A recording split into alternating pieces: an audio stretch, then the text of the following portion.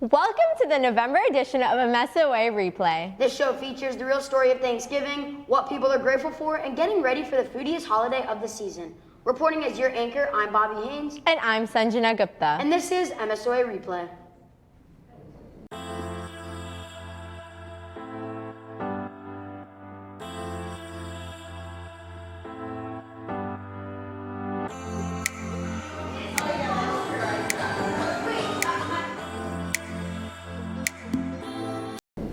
Thanksgiving is one of the most confused holidays of the holiday season. Nobody knows the actual story of what happened in the span of the three-day feast. On November 28, 1621, there was a celebration of the harvest for that year.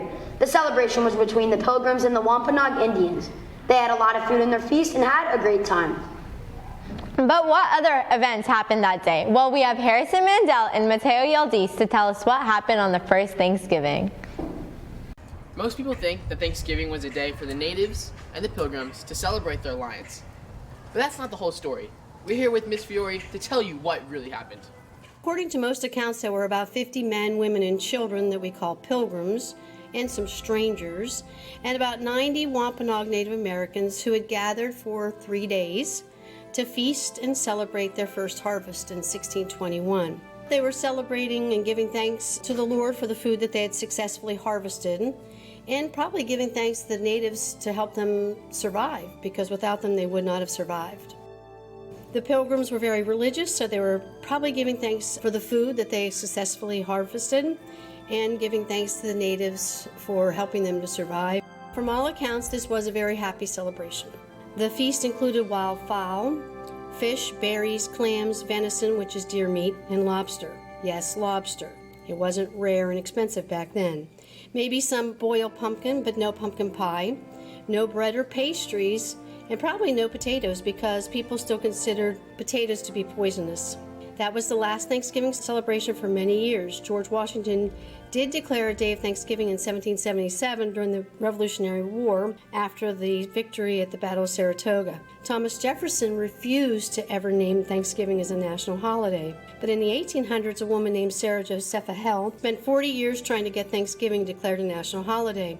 It is during that time that someone depicted the Pilgrims in black clothing, wearing buckles on their hats and shoes.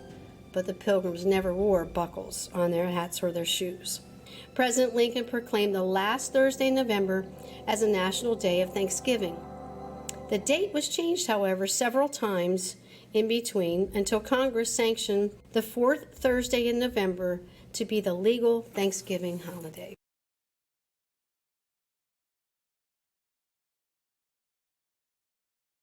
Thanks, Harrison, for a great feature on what actually happened the day of Thanksgiving.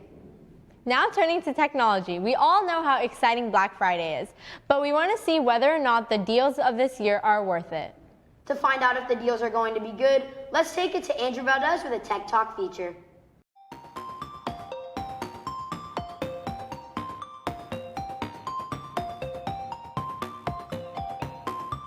I think like $250 to $300.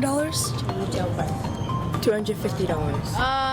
$169.99. Maybe like 100 or 150. $200.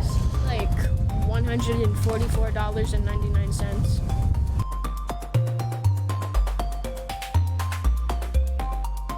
Probably my Xbox because I have a lot of games on it and I just got a new one that I really want to play. My phone. Probably the kettle. Thanks, Andrew, for the feature on Black Friday. I think that we'll consider these factors while shopping during Black Friday. With Thanksgiving around the corner, a few Bach students went around the school asking students what they were grateful for. Now let's take it on the road with Esperanza Delgado and Bianca Paca on what people around the school are grateful for. I am thankful for all the food I get during Thanksgiving. I'm thankful for my family, my friends, and my bed. I'm thankful for having food. I am thankful for getting into Bach. I'm thankful for the weather that we're going to have here in Florida soon. I am thankful for my pet goldfish that I won at the fair.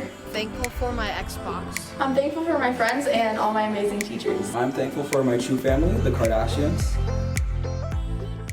Thank you, Esperanza and Bianca, for that package. I'm grateful for my family and friends. This year, I'm grateful for being able to see a new year, and most of all, I'm thankful for my lovely MSOA replay crew. Now to a segment from our producer and director as they went around the school complimenting their fellow peers.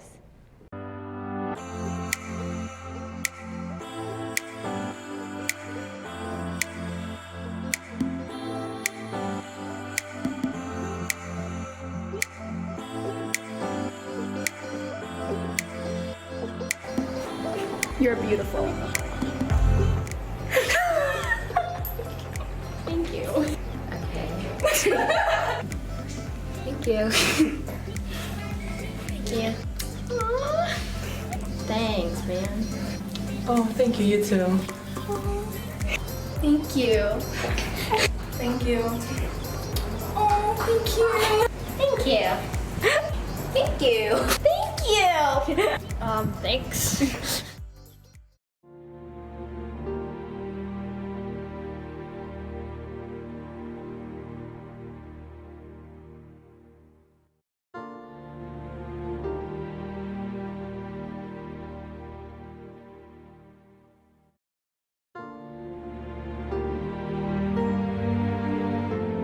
To lighten the mood and set the tone for the season, Angelina Robinette and Marissa Martino had a contest on fall candle scents. Let's take a look at the top scent this season.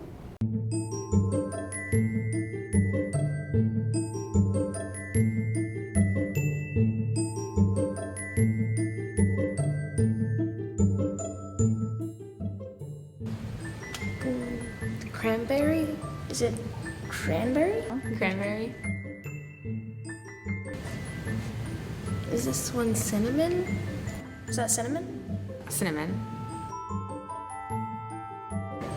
I think it's apple cider. That smells like cinnamon. No, cinnamon. Apple cider. I think this one is cinnamon. Is that pumpkin apple? Leaves. Fall leaves. Pumpkin apple? That's sugar and spice, I think. Sugar and spice. Is this one fall leaves? It smells like sugar. Sugar and spice.